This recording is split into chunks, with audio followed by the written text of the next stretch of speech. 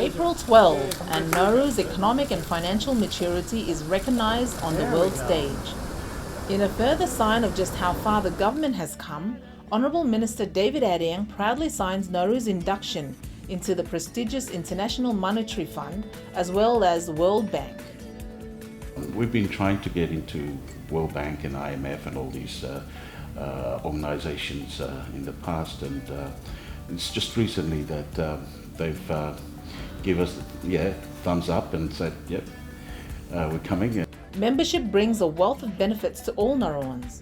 The government has now access to vital technical information in banking and fiscal affairs, as well as financial support in times of payment difficulties. So everything's done, we're organised and everything.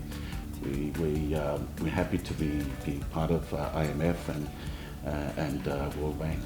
From troubled times just a few years ago, Nauru is now recognised as boasting a responsible economic platform. 2016 has been a landmark year so far for Nauruans. The government announced a National Trust Fund with economic forecasts tipping the fund to be worth $400 million by 2035. This will provide an ongoing source of revenue to the Republic of Nauru, and in 20 years will eventually support Nauru in all its future revenue streams. It is just one of a number of key financial initiatives established by the Wanga administration. Among them is the Bank of Bendigo agency established in 2015.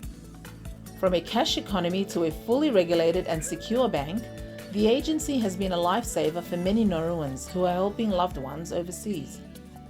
There was no bank at all, so it's a cash economy. So you can imagine the excitement that is out there. People are now able to bank their money. They're able to make payments via transfers, things like that, bank transfers and TT to relatives overseas and things like that. Greg Watson is the agency manager and is full of praise for the government's commitment to establishing the nation's first bank in more than a decade. It was very courageous to go down that path.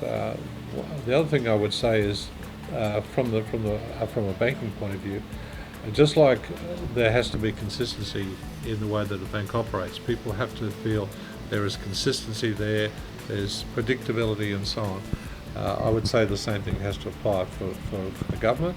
Nauruans have embraced the Bank of Bendigo with more than 5,000 accounts now opened and expectations that the number will swell past 7,000 by the year's end.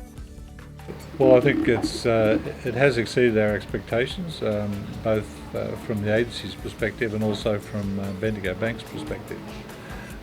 They had not expected that we would be opening as many accounts and having as many customers in the short period of time that we've been open.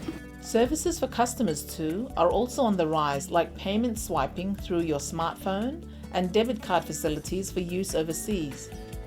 Financial stability and future wealth planning, all part of what can be achieved by a responsible and caring government looking out for all Nauruans.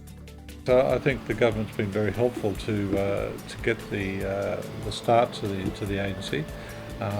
We haven't really had much to do with the government. It's pretty much self-contained here. We don't have to speak to them on a day-to-day basis.